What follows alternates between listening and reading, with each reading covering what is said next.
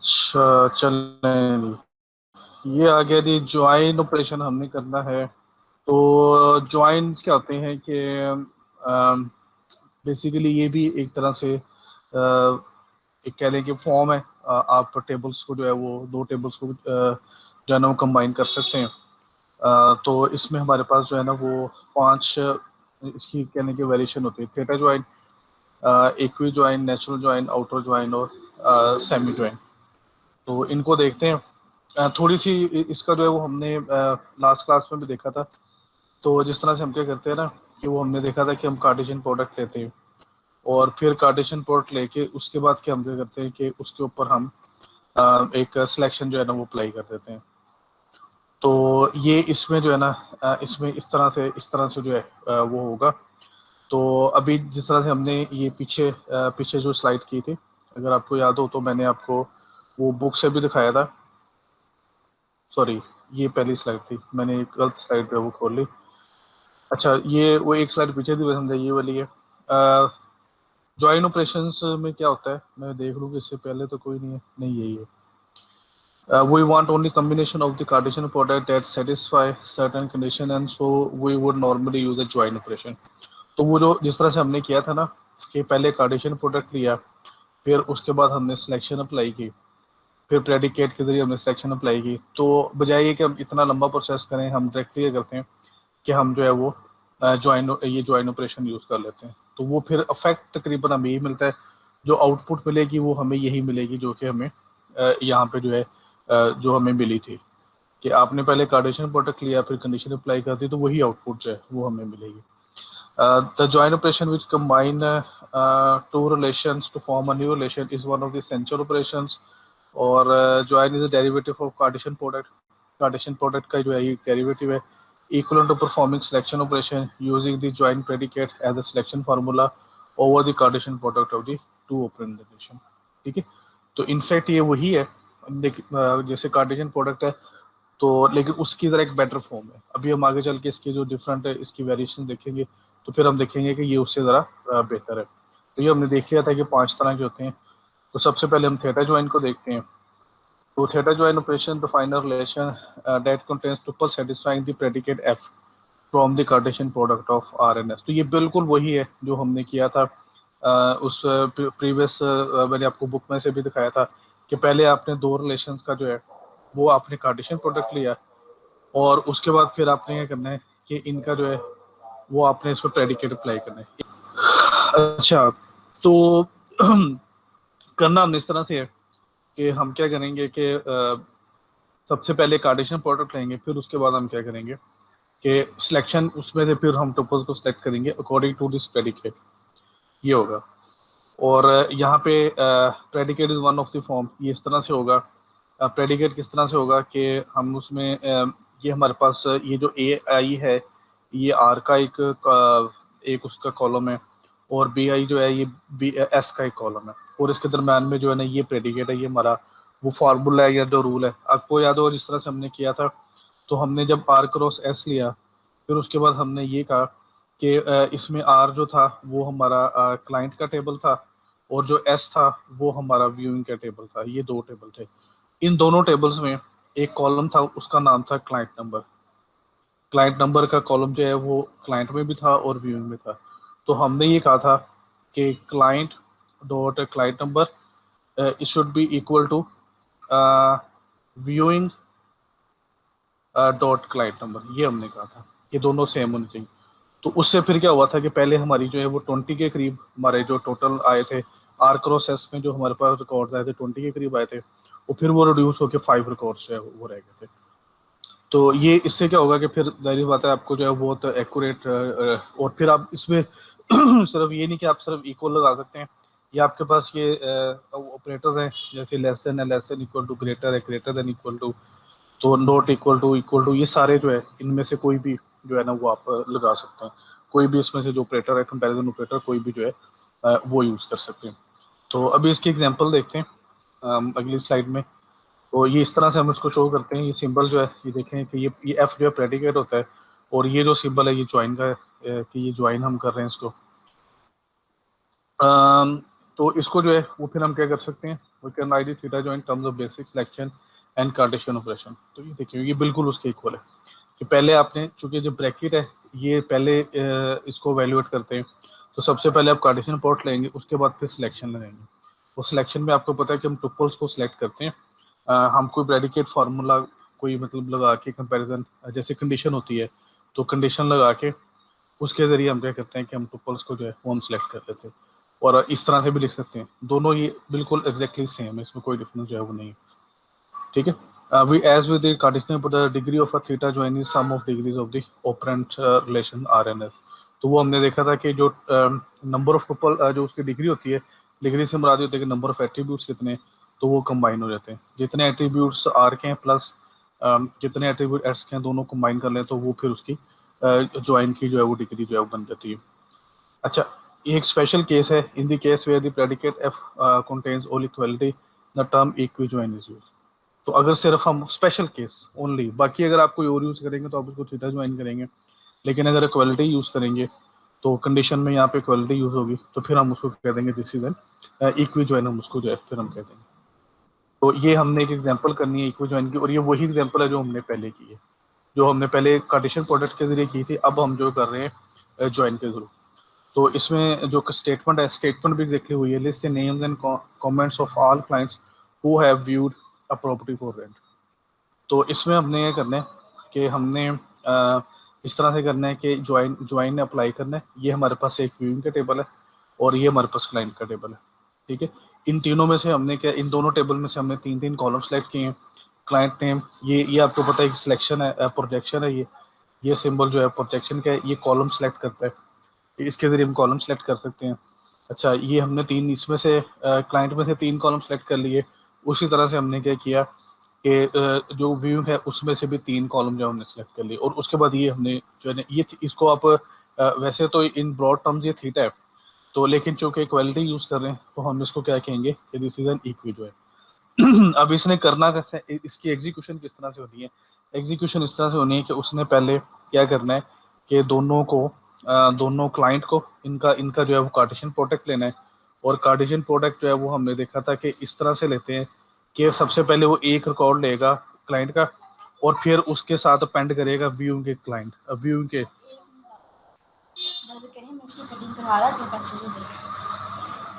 तो वो व्यूइंग में से फिर एक रिकॉर्ड लेगा और उनको जो है फिर वो बारी बारी जो है लिखेगा। पहले क्लाइंट का एक रिकॉर्ड, क्लाइंट का जो है वो एक रिकॉर्ड उसका, और उसके बाद जो है व्यूइंग का एक रिकॉर्ड, फिर व्यूइंग का दूसरा रिकॉर्ड, यानी कि इसके पहले रिकॉर्ड के साथ जो है व्यूइंग के सारे रिकॉर्ड जो है वो बारी बारी आएंगे।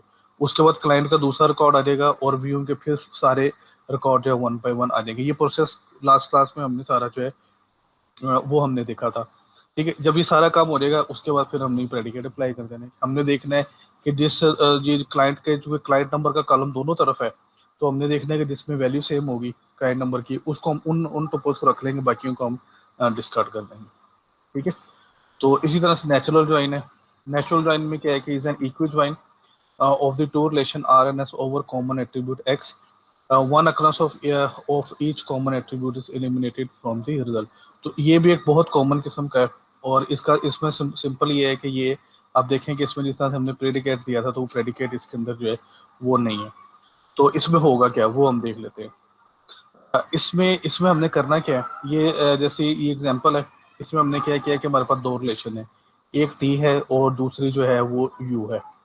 अच्छा, अब हमने इसमें करना क्या है कि जब हम टी का नेचुरल ज्वाइन लेंगे यू के साथ, तो हम क्या करेंगे कि हम ये देखेंगे कि इनके टी और यू में कॉमन एट्रीब्यूट होना चाहिए। सबसे पहले ये, तो आप देखें कि टी में भी बी है और यू में भी बी है, ये दोनों बी है इसके अंदर, ठीक हो गया।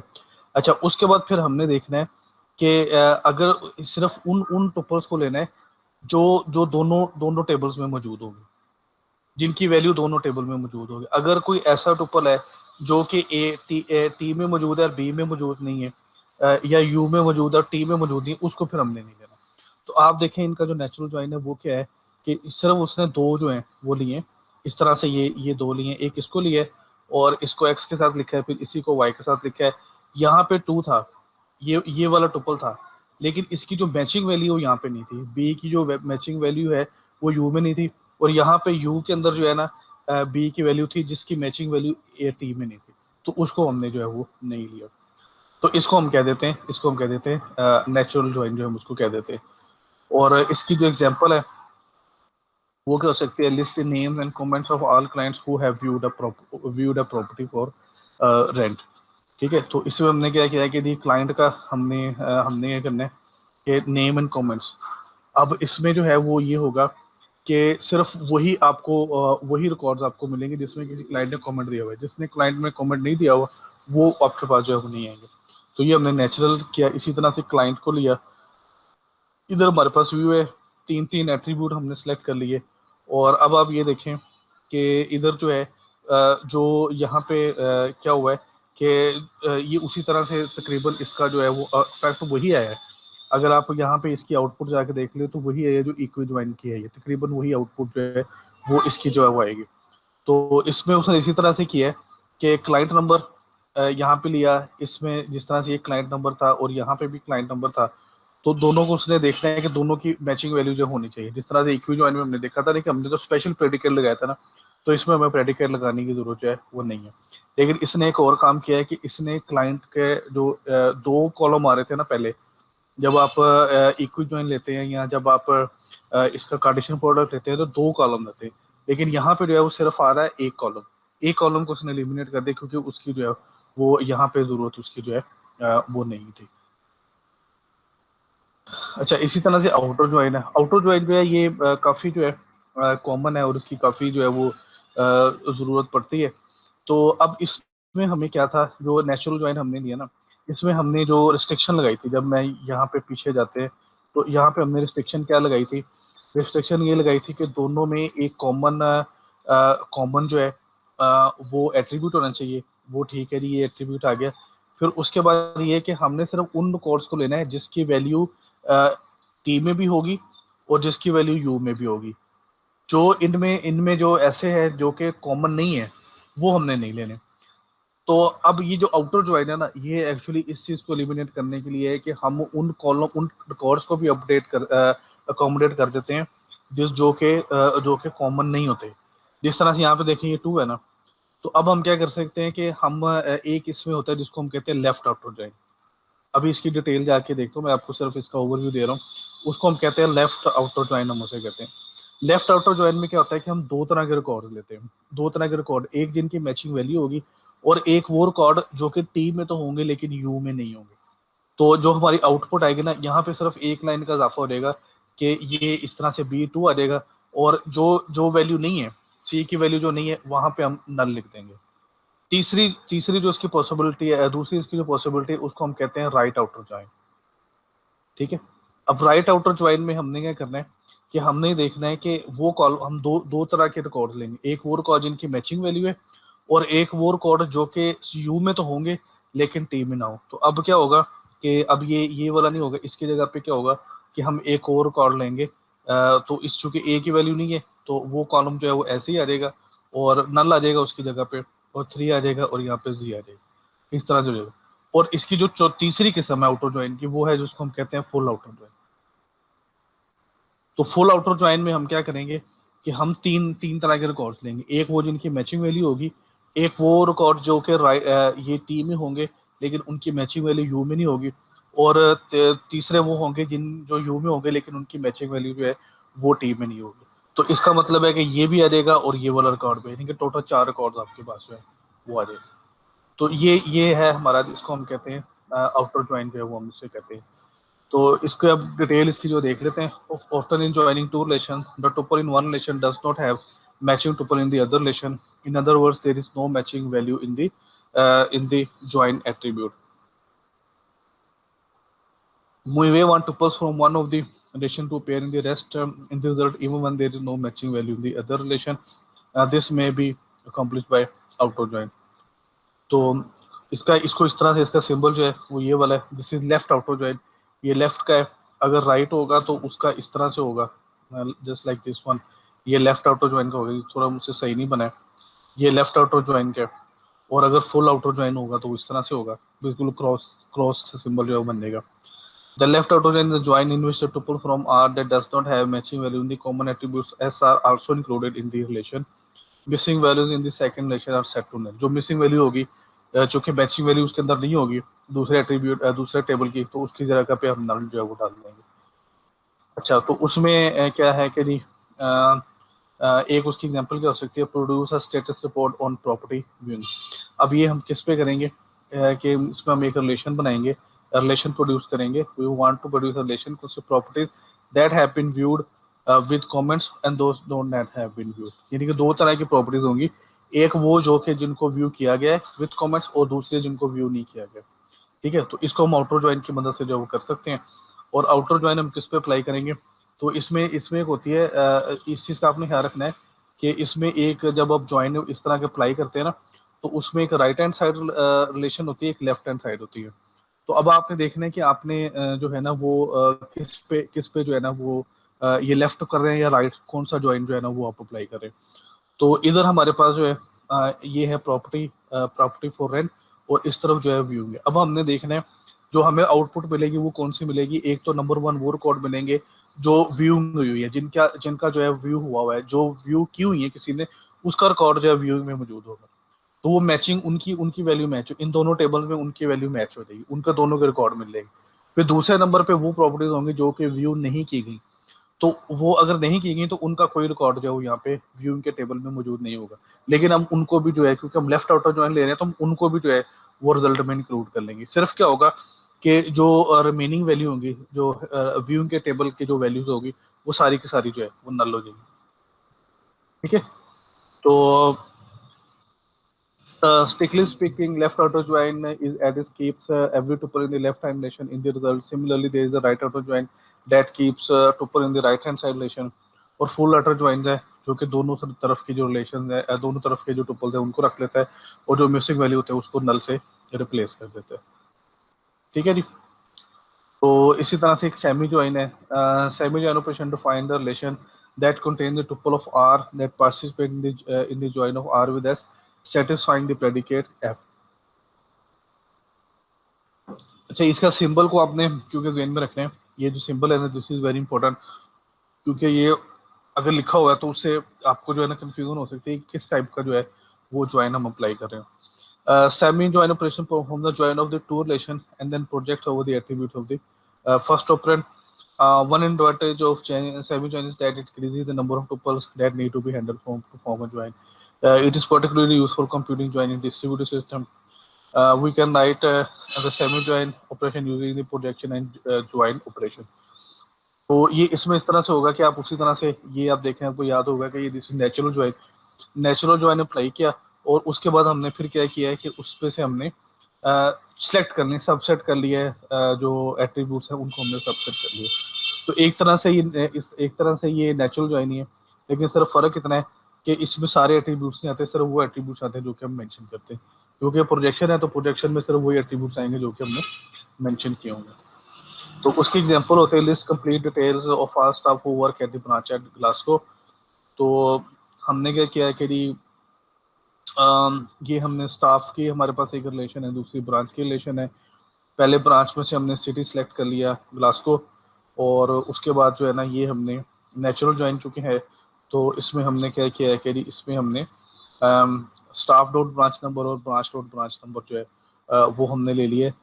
तो हमारे पास सिर्फ वही रिकॉर्ड्स आएंगे जो कि ग्लासगो वाली ब्रांच में जो है वो काम करते हैं, सिर्फ वही वाले जो है वो आएंगे, बाकियों को जो है फिर हम उसको एलिमिनेट जो है वो मुझसे कर देंगे। इसी तरह से डिवीज़न है, डिवीज़न ऑपरेशन जो है ये बेसिकली क्या है कि जब आप डिवाइड करते हैं तो इनफैक्ट आप क्या कर रहे होते हैं कि आप कुछ कुछ जो है ना वो एट्रीब्यूट्स हैं उनको जो है वो आप निकाल रहे होते हैं, इनफैक्ट आप जो है ना वो ये कह रहे होते हैं। तो डिवीजन ऑपरेशन में करते हैं, division operation useful for particular type of query that frequently that occurs quite frequently in database operation. Assume that relation R is defined over the attribute set R A and relation S is defined over the attribute set P। यानी कि A के attributes जो हैं, R के attribute A है, वो सारा set A है, और जो S के एट्रीब्यूट्स है वो B है। दो सेट है हमारे पास, एक A के एट्रीब्यूट R के एट्रीब्यूट के लिए, दूसरा जो है B S के एट्रीब्यूट के लिए। और यहाँ पे हमने क्या है, जो बी है is a subset of A. Subset का मतलब ये होता है कि जितने जो भी बी के एलिमेंट है वो ए के अंदर जो है, सेट ए के अंदर जो है वो शामिल होंगे। तो अब उसमें हमने क्या किया कि let's C is equal to A minus B. इसका मतलब है कि जो दोनों ए माइनस बी जब आप लेंगे, सेट डिफरेंस आप लेते हैं, तो आप उन उन एट्रीब्यूट्स को रिमूव कर उन एलिमेंट्स को रिमूव करते हैं जो दोनों में कॉमन होते हैं। तो इसका मतलब है कि बी चूंकि सबसेट है ए का, तो इनफैक्ट आप कहना ये चाह रहे हैं कि ए में से जो बी के एट्रीब्यूट्स है वो सारे निकाल दें। That is C the set of attributes of R that are not attributes of S. यानी कि अब जो एस के साथ जितने एट्रीब्यूट्स हैं वो सारे आपने निकाल दिए, बाकी जो है वो बचे हैं जो सिर्फ आर में हैं, जो एस में नहीं थे, एस में नहीं थे वो है सिर्फ। तो इसको हम कह देंगे division. The division operation define the relation over attribute C that consist of set of tuple from R that match the combination of every tuple in S. तो इसकी जो एग्जांपल हो सकती है, identify all clients who have viewed a property with 3 rooms. तो इसमें सबसे पहले हमने ये करना है कि हमने ये देखना है कि जी हमने सबसे पहले देखना है कि वो कौन सी प्रॉपर्टीज है जो कि जो 3 रूम्स में हैं। इसको स्टेप बाय स्टेप जो करेंगे, और फिर उसके बाद हम देखेंगे कि हम ये देखेंगे कि वो कौन से क्लाइंट है जिन्होंने 3 रूम्स वाली प्रॉपर्टी को जो है वो उन्होंने जो है वो उन्होंने उसको व्यू किया हुआ है। तो ये देखेंगे उसकी सारी क्यूरी बनेगी। सबसे पहले आपने सिलेक्शन लगाई प्रॉपर्टी फॉर रेंट पे, और उन उन प्रॉपर्टीज को रेंट किया जिनमें रूम नंबर जो है 3 थे। फिर आपने यहाँ पे प्रोजेक्शन ऑपरेशन लाके से प्रॉपर्टी नंबर आपने किया, और उसके बाद फिर आपने व्यूइंग जो है वो किया। अब इसको देखें कि किस तरह से चलेगा। ये इसको जब इस तरफ वाले ये जो है इसको हम करेंगे, एग्जीक्यूट करेंगे, तो हमारे पास जो है ना वो सारे क्लाइंट आने के जिन्होंने कोई ना कोई प्रॉपर्टी जो है व्यू की हुई है वो आ गई। उसके बाद ये है कि हमने ये देखना है कि वो कौन सी प्रॉपर्टी है जिनमें 3 कमरे हैं। तो ये 2 प्रॉपर्टीज वो हैं, ये वाली 2 प्रॉपर्टीज जो वो हैं जिनमें 3 कमरे हैं। ये देखिए टोटल 5 प्रॉपर्टीज व्यू हुई हैं, लेकिन सब में 3 रूम्स नहीं है। तो हमने सिर्फ उन प्रॉपर्टीज को देखा है जिनमें थ्री थ्री रूम्स इनके अंदर जो है वो है। तो अब हमने क्या करना है कि हमने देखना है वो कौन सा क्लाइंट है जिसने इन 3 प्रॉपर्टीज को जो है इन दोनों में से किसी एक प्रॉपर्टी को व्यू किया। तो वो देखें कि जो ये जो CR56 है, इसने ये PG4 को व्यू किया हुआ है, और इसी ने जो है वो 56 को भी PG36 को भी व्यू किया हुआ था। तो इसलिए हमारे पास जो है ये एक ही क्लाइंट नंबर जो है वो आ जाएगा। तो वो इस तरह से जो है वो हम जो है इसमें जो है वो काम करेंगे। पहले हमने सारी वो प्रॉपर्टीज लिस्ट कर ली जिसमें जो है वो हम जो व्यू हुई हुई है। उसके बाद हमने देखा कि इनमें से जो है वो ये अलहदा से आ जाएगा कि वो कौन सी प्रॉपर्टीज हैं जो कि जो है वो जो जिनमें 3 कमरे हैं। तो अब ये हमने सेलेक्ट कर ली कि ये 2 प्रॉपर्टीज हैं जिनमें 3 कमरे हैं, और फिर हमने देख लिया कि किस क्लाइंट ने क्यों किए। तो यहाँ पे तो फाल से एक ही क्लाइंट है। अगर कोई 2 क्लाइंट होते हैं तो यहाँ पे फिर 2 क्लाइंट जो है दूसरा क्लाइंट भी आया था। तो इस तरह से जो है वो हमने इसको किया। ये एग्रीगेशन वगैरह जो है ये ऑपरेशन है, ये हम एट्रीब्यूट पे अप्लाई करते हैं। हम डिफरेंट हमारे पास ये फंक्शन है। वैसे इसको डिटेल से जो है वो हम इंशाल्लाह देख लेंगे जब हम ये सिंपल क्यूरीज करेंगे तो उसमें इसको जो है वो डिटेल से जो है वो देख लेंगे। ये आप क्या कर सकते हैं कि क्यूरी के अंदर जो है ना ये फंक्शन जैसे काउंट है, सम है, एवरेज, मिनिमम, मैक्स, ये सारे जो है आप उसके अंदर लगा सकते हैं। और इसी तरह ग्रुप भी कर सकते हैं। अगर आपने एट्रीब्यूट्स को ग्रुप करना है तो आप क्या कर सकते हैं कि उनको ग्रुप करके एक एट्रीब्यूट भी उनका जो है वो भी बना सकते हैं। ठीक है जी। तो जैसे ये एक एग्जांपल है कि find the number of staff working on each branch and sum of the salaries. आप उनकी सैलरीज का सम फाइंड आउट करने। अब ये जो है ये जो बाई काउंट और बाई सम है, ये स्टोर नहीं होता, ये किसी डेटाबेस में हम स्टोर नहीं करते। इसको हम इस तरह से ये जो फंक्शंस होंगे ना, काउंट, स्टाफ नंबर और सम सैलरी, इसकी मदद से जो है वो करेंगे। ये सिंपल फंक्शंस हैं, ये अवेलेबल होते हैं। ये आपकी जो क्यूरी लैंग्वेज होगी उसके अंदर उसमें अवेलेबल होंगे। तो हम उसके ज़रिए जो है वो हम इनको कर सकते हैं। सिंपल आपने ये करना है कि काउंट, जब आपने ये क्यूरी लिखनी है तो उसमें आपने क्या करना है कि काउंट कर लेना है कि उस ब्रांच में स्टाफ नंबर कितने और उनकी टोटल सैलरी जो है वो कितनी बनती है। तो ये फिर इंशाल्लाह उसमें डिटेल हम उसमें क्यूरीज में जब देख लेंगे। यहाँ पे सिर्फ उसके बारे में जो है वो सिंपली बताया गया। थ्योरेटिकल है। हमने इसमें देखना है जो टॉपिक है उस सीक्वल को हमने देखना है। ये है तो ये SQL, लेकिन इसको जो पढ़ते हैं ना वो हम पढ़ते हैं सीक्वल। सीक्वल एक्चुअली ये जो सीक्वल था ये क्या था, ये एक पुरानी लैंग्वेज थी SQL से पहले। तो स्ट्रक्चर्ड इंग्लिश क्यूरी लैंग्वेज, इसका मतलब ये था। ये SQL stand for structured Curie language. तो ये उससे पहले थी स्ट्रक्चर्ड इंग्लिश क्यूरी लैंग्वेज, उसको कहते थे। तो वहां से इसका नाम सीक्वल पड़ा, लेकिन अभी तक भी लोग इसको सीक्वल ही पढ़ते हैं। तो मैं भी मोस्टली आपको सीक्वल ही कहूंगा। इसके ऑब्जेक्टिव्स क्या थे ये देख लेते हैं। ये मोस्टली प्रैक्टिकल चीजें, इनको देख लेते हैं थोड़ी सी। पहला इसका ऑब्जेक्टिव ये था कि create the database and relation structure. ये हम पढ़ते हैं DDL में, जो डेटा डेफिनेशन लैंग्वेज है। Perform basic data management task such as the insertion, modification, deletion of data from the relation. ये DML में आ जाती है, डेटा मैनिपुलेशन लैंग्वेज। परफॉर्म बहुत सिंपल एंड कम्प्लेक्स क्यूरीज, ये भी DML के अंदर जो है वो आ जाता है। A database language must perform these tasks with minimal user effort and its command structure and syntax must be relatively easy to learn। तो ये प्रोग्रामिंग लैंग्वेज नहीं है, पहली कंफ्यूजन आप अपने ज़हन से निकाल लेनी है। इसको आप कह सकते हैं कि it's kind of script language. ये एक तरह की स्क्रिप्ट लैंग्वेज है, जिसमें आप सिंपल आप एक स्क्रिप्ट सा लिखते हैं और वो बड़ा सिंपल सा उसका स्ट्रक्चर होता है। मोस्टली उसमें जो आप कीवर्ड वगैरह यूज करते हैं उसका मीनिंग्स और उनके स्पेलिंग्स वगैरह वही होते हैं जो कि आमतौर पे इंग्लिश लैंग्वेज में जो है वो आप यूज करते हैं। Finally, the language must be portable, that is, must conform to some recognized standards so that we can use the same command structure and syntax when we move from one DBMS to another। तो typically ये इस तरह से होता है कि ये जो है ना, इनका जो होता है ना वो, अच्छा पोर्टेबल का मतलब जो है वो ये है कि अगर आप डिफरेंट भी DBMS यूज कर रहे हो तो वही कमांड जो है ना वो उन पे भी जो है इस्तेमाल हो रहे हैं। टिपिकली ऐसा जो है ना वो, क्योंकि जो वेंडर्स होते हैं, जो सॉफ्टवेयर कंपनीज है ना, वो थोड़ा बहुत उसमें चेंज करती है, लेकिन मोस्टली जब समझ लें कि जो बेसिक कमांड स्ट्रक्चर है वो सेम ही होता है, वो इतना ज़्यादा डिफरेंट जो है नहीं होता है। SQL SQL is the example of transform-oriented language or a language designed to use relations to transform input into required output। तो इसको ट्रांसफॉर्म ओरिएंटेड बोलते हैं। हम इनपुट रिलेशंस लेते हैं, फिर उसको ट्रांसफॉर्म करते हैं इनटू सम आउटपुट, और वो भी रिलेशंस ही होती हैं। इसके बाद है कि as a language the ISO SQL standard has two major components. इसमें DDL और DML होती है, ये भी हमने देखा था। DDL जो है बेसिकली डेटाबेस का स्ट्रक्चर वगैरह डिफाइन करने के लिए यूज होती है, और DML जो होती है वो डेटा रिट्रीवल और अपडेटिंग के लिए होती है। अच्छा, इसका ये है कि जो इसके जो और बेनिफिट्स हैं वो क्या है कि SQL is relatively easy language to learn. It's a non-procedure language. You specify what information you require rather than how to get it। तो इसमें एक what और how का होता है। what मतलब सिर्फ आप ये कहते हैं कि आपको चाहिए कैसे करना है उसको, उसमें लूप्स लगेंगी, उसमें इफ कंडीशंस लगेंगी, वो नहीं होता। जैसे आपने प्रोग्रामिंग में पढ़ा ना कि लूप होती है, इफ होते हैं, तो इस तरह की कोई चीज़ इसके अंदर जो है वो नहीं होती। अच्छा, like most modern languages, SQL is essentially free format, which means that parts of statement do not have to be typed at particular location। तो अक्सर जो पुरानी लैंग्वेज थी ना, शायद आपने कोई हिस्ट्री में थोड़ा सा पढ़ा हो कि जैसे बेसिक है, तो बेसिक जो है वो क्या होती थी कि इसकी एक स्टेटमेंट एक लाइन में होती थी। जब आपने लाइन चेंज किया ना तो स्टेटमेंट भी जो है वो भी चेंज हो जाती है, यानी कि वो नेक्स्ट स्टेटमेंट होती है। लेकिन जिस तरह से आपने C++ में किया ना, तो ये फ्री फॉर्मेट है। फ्री फॉर्मेट का मतलब ये कि जो C++ की एक स्टेटमेंट है वो एक से ज़्यादा लाइन में आ सकती है।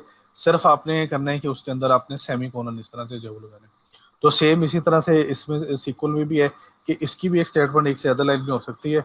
तो ज़रूरी नहीं कि एक स्टेटमेंट एक लाइन में हो। तो उससे लिए होता है कि स्टेटमेंट को लिखना और उसको उसको अंडरस्टैंड करना, उसको पढ़ना जो है वो काफ़ी आसान हो जाता है। The commands structure consist of standard English words. जैसे ये अभी आप देखें कि ये एग्जांपल है, तो जैसे हम ये यूज़ करते हैं, ये इंग्लिश के वर्ड हम यूज़ कर रहे हैं, जैसे क्रिएट टेबल। अब ये अगर आप इसको थोड़ा सा इस पे अगर आप गौर करें तो आप आइडिया लगा सकते हैं कि हम क्या करना चाह रहे हैं एक्चुअली।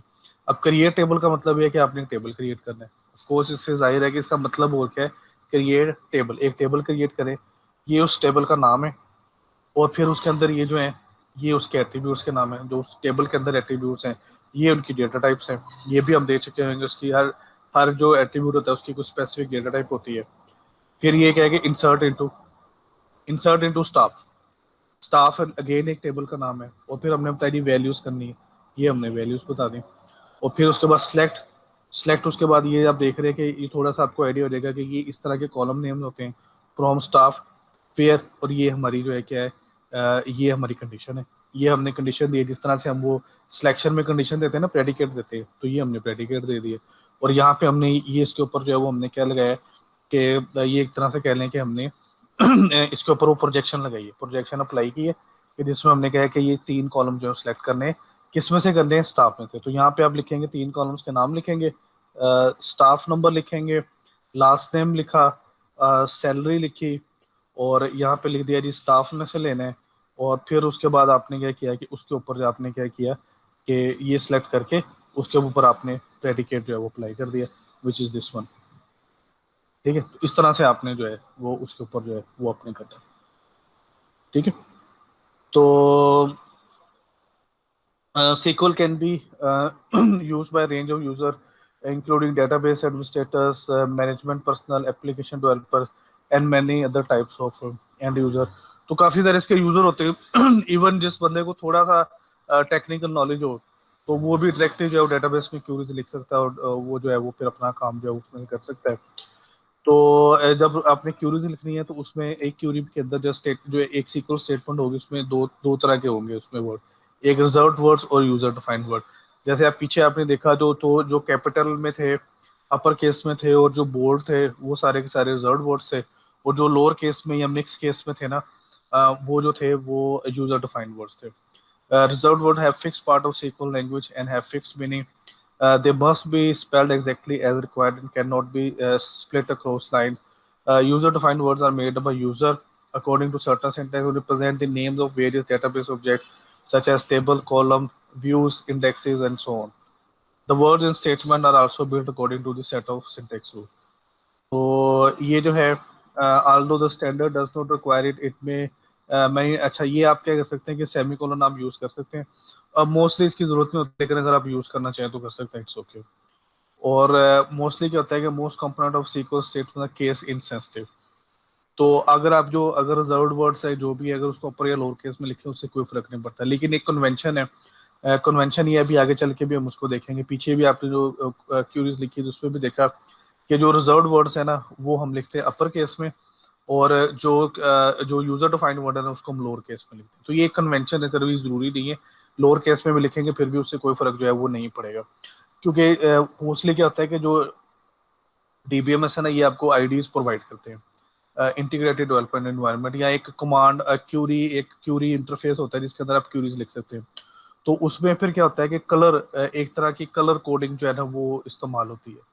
मतलब उसका ये होता है कि जो यूजर जैसे अगर आप सेलेक्ट लिखेंगे ना, चाहे आप लोअर केस में भी लिखें, इसका कलर चेंज हो जाएगा, ये ब्लू हो जाएगा, थोड़ा सा बोल्ड हो जाएगा, पता चलेगा ये जर्ड वर्ड है। तो उससे आपको ये भी पता चलेगा कि अगर इसका कलर चेंज नहीं हुआ वर्ड का, और ये ब्लू या बोल्ड नहीं हुआ है, तो इसका मतलब है कि ये आपने स्पेलिंग से गलती की, तो आप फिर उसको ठीक कर सकते हैं। ये भी उसका फायदा होता है। तो इस तरह से जो यूजर डिफाइंड वर्ड होंगे वो ब्लैक में रहेंगे, जो इसके रिजर्व वर्ड होंगे उनका कलर चेंज हो जाएगा, कलर और थोड़े से बोल्ड हो जाएंगे, उससे आपको पता चलेगा कि ये जो है ये रिजर्व वर्ड है। ठीक है, one important exception is the rule that literal the literal character data must be typed exactly as appear in the database. तो इसमें लिटरल होते हैं, लिटरल यहाँ पे इसको क्या कह सकते हैं, कांस्टेंट कह सकते हैं। तो वो कांस्टेंट जो है ना वो बिल्कुल उस तरह से होना चाहिए केस जैसा कि डेटाबेस के अंदर है। जैसे एक एग्जांपल है कि स्मिथ है, तो ये सारा अपर केस में है, तो ये वाला स्मिथ और ये वाला स्मिथ जो है ना दोनों डिफरेंट है, दीज आर नॉट सेम, क्योंकि ये सारे का सारा अपर केस में था, ये मिक्स केस में है। ठीक है, although SQL is free format as SQL statement set of statement more readable if indentation and lineation is used। उसके कुछ रूल्स है वो मैंने थोड़े से आपको मैंने बताए हैं। ईच क्लॉज अच्छा ये जो होता है कि एक जो SQL स्टेटमेंट है क्लासेस होते हैं।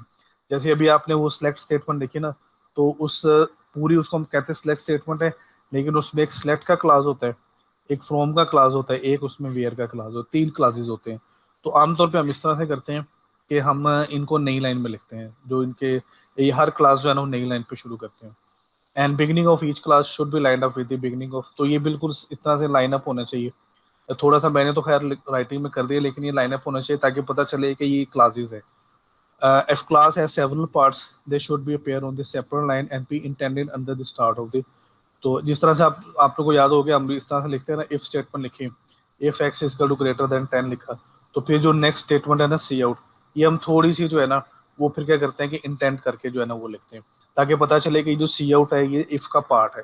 तो इसी तरह से इसमें करते हैं कि अगर तो क्लॉज है वो तो हम सेम लेवल पे लिखते हैं, लेकिन अगर उसका फर्दर कोई पार्ट है तो उसको थोड़ा सा फिर इंटेंट करके नई लाइन में लिखते हैं, लेकिन थोड़ा इंटेंट करके लिखते हैं।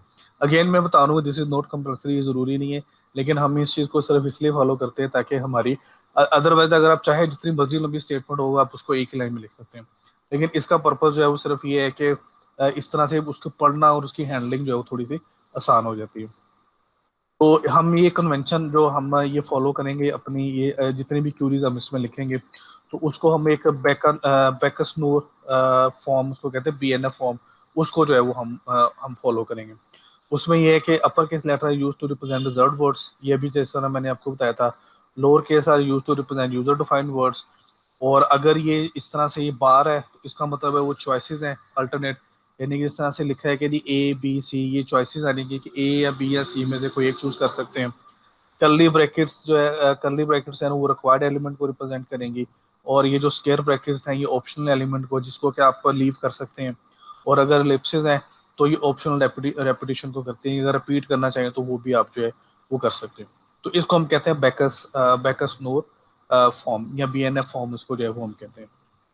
ठीक है, तो ये हमने हमने जो देखनी है जो DML की इस चैप्टर के अंदर हमने जो DML स्टेटमेंट देखनी है वो 4 हैं, सेलेक्ट, इंसर्ट, अपडेट और डिलीट। तो most of the time almost 80 to 90% time जो है ना वो आप सिलेक्ट स्टेटमेंट यूज कर रहे होंगे। तो अगर आपकी इसमें कमांड अच्छी है तो फिर इसका मतलब है कि आप डेटाबेस हैंडलिंग जो है वो अच्छी जो है वो कर सकते हैं। ठीक है, और इसके लिए जो हम जो स्कीमा यूज करेंगे ये पहले भी हमने जो है देखी हुई है, ये स्कीमा जो है वो हम इसको जो है वो इस्तेमाल करेंगे। ये हमारी बुक आपकी है, ये जो कैनोली की बुक है, इस बुक में ये तकरीबन जो है ना पूरी बुक में ही इसी केस स्टडी को जो है वो यूज किया गया। तो हम भी इसको एग्जांपल के तौर पे इसी को यूज करेंगे। आई थिंक पेज नंबर 160 है, तो वहाँ पे एक सैम्पल डेटाबेस भी दिया हुआ है, उसमें हर टेबल के अंदर जो है ना कुछ कॉलम्स उसमें डेटा भी दिया हुआ है। जो आपका पेज नंबर जो है ना वो बुक के अंदर पेज नंबर 160 है, उस पर शायद वो दिया हुआ है, तो वहाँ पे जाके आप इसको देख भी सकते हैं। इसकी सारी जो भी क्यूरीज है उसके रिजल्ट्स आ रहे हैं वो उन्हीं टेबल्स पे जो है वो अप्लाई हो रही है।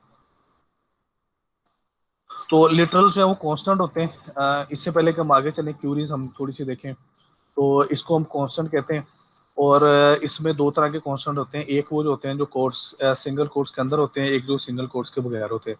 तो जितनी आपकी नॉन न्यूमेरिक वैल्यूज है ना वो उनको हम सिंगल कोट्स में आपने इनक्लोज करना है, और जो न्यूमेरिक वैल्यूज है उसको सिंगल कोट में नहीं करना। जैसे ये देखें क्यूरी हमने लिखी है इंसर्ट इनटू, और ये टेबल का नाम है प्रॉपर्टी फॉर रेंट। अगर उसके अंदर आपने कोई रिकॉर्ड, ये एक रिकॉर्ड एंटर करने के लिए ये क्यूरी आपने जो है वो लिखनी है, और इसमें आपने करना है कि इसमें ये सबसे पहले आपने लिखना है ये टेबल का नाम है, और उसके बाद ये उसके एट्रीब्यूट्स हैं सारे, ये उसके सारे एट्रीब्यूट्स हैं कि जो है ना वो कौन कौन से एट्रीब्यूट्स हैं, और उसमें आपने ये सारे एट्रीब्यूट्स लिख दिए कॉमा के बाद, फिर ये ब्रैकेट क्लोज कर दी, उसके बाद फिर आपने वैल्यूज लिखी।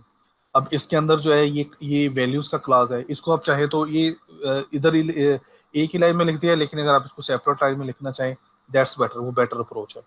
अच्छा, उसके बाद फिर क्या होना है कि ये वैल्यूज आ गई।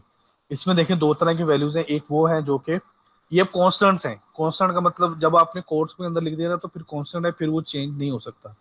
तो ये अब इसमें इस चीज का आपने ख्याल रखना है कि इसका ऑर्डर होगा, स्पेसिफिक ऑर्डर होगा, यानी जो पहली वैल्यू है वो पहले एट्रीब्यूट में जाएगी, जो दूसरी वैल्यू है वो दूसरे एट्रीब्यूट में जाएगी, जो तीसरी वैल्यू है वो तीसरी एट्रीब्यूट में जाएगी, इस तरह से जो है वो जाएगी। तो अब इसमें देख लें कि यहाँ पे ये वैल्यूज है, ये 6 है और 650 है, ये विदाउट कोड है, इसका मतलब ये न्यूमेरिक वैल्यूज है। बाकी जो वैल्यूज हैं जो मिक्स हैं, जो प्योरली, जैसे ये देखें कि ये non numeric, purely non numeric है, ये सारे के सारे अल्फाबेट्स हैं, ये कोर्स के अंदर आई है। उसके बाद कुछ ऐसी हैं जो कि मिक्स हैं, यानी कि इनको हम अल्फा न्यूमेरिक कहते हैं, इनको हम कहते हैं अल्फा न्यूमेरिक। अल्फा न्यूमेरिक का मतलब क्या होता है कि जिसमें अल्फाबेट्स और नंबर्स दोनों मिक्स होते हैं। तो ये वैल्यूज भी जो है ये भी कोर्स के अंदर आती है, सिंगल कोड के अंदर जो है वो आती है। तो ये इस चीज का जो है वो आपने इसका ख्याल रखना है। ठीक है, एक दो क्यूरीज देख लेते हैं, फिर उसके बाद फिर इसको हम खत्म करते हैं। तो ये जैसे सिलेक्ट क्यूरी है, ये मतलब बहुत मोस्ट बेसिक है, और जैसे मैंने आपको कहा कि मोस्टली अगर आप इसी इसी को सेलेक्ट क्यूरी को यूज़ कर रहे होंगे, तो इसमें आप देखें कि इसके अंदर जो है ना, ये टोटल इसके अंदर 5 क्लासेज हैं। इसमें से जो सिर्फ जो जो कंपलसरी है, यानी कि जो मैंडेटरी है, जिसके बगैर ये स्टेटमेंट कंप्लीट नहीं होती, वो सिलेक्ट और फ्रॉम है। बाकी ये जो वेयर है, जैसे ये आपको अभी मैंने वो BNF फॉर्म में बताया था आपको, बेकर्स नूर में, उसमें कहा था कि जो करली ब्रैकेट्स में होंगे ऑप्शनल एलिमेंट्स होते हैं। तो ये वेयर क्लास भी ऑप्शनल है, ग्रुप बाय क्लास भी ऑप्शनल है, और ऑर्डर बाय भी ऑप्शनल है। ठीक है। सिर्फ सिलेक्ट फ्रॉम ये दो क्लासेस हैं, ये इसके अंदर मैंडेटरी हैं। उसके बाद इसके अंदर ये डिस्टिंक्ट का कीवर्ड है, इसका भी हम देखेंगे कि इसका क्या पर्पज है। और फिर उसके बाद ये जो है, ये बार है, तो इसका मतलब है कि ये ऑप्शनल है। तो लेकिन आपने क्या करना है कि इसके अंदर आपने इसके अंदर कॉलम अब बताने के कौन कौन से कॉलम आपको चाहिए, फिर टेबल नेम आपने बताना है। वेयर में आप कंडीशन बताते हैं। ग्रुप बाय में जिस तरह से हमने देखा था कि हम ग्रुप कर सकते हैं कॉलम्स को, तो उसको ग्रुप करेंगे।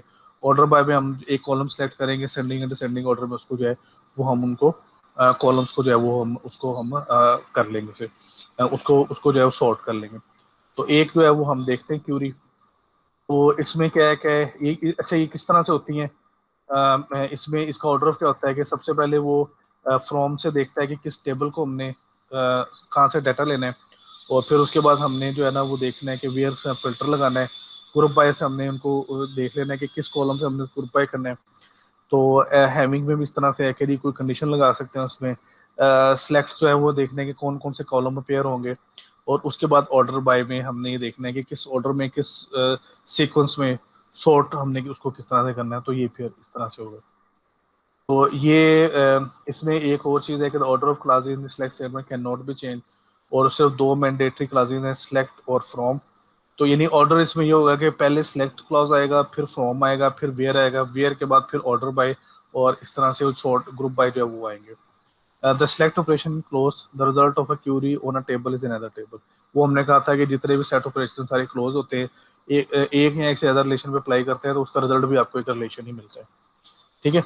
तो ये एक सिंपल सी क्यूरी है। ये देखते हैं। इसमें हमने क्या किया है कि list full details of all staff. तो हमने यहाँ पे देखें सिलेक्ट लिखा, उसके बाद जो जो कॉलम्स हमें चाहिए वो लिखे सारे, और उसके बाद हमने लिखा फ्रॉम स्टाफ।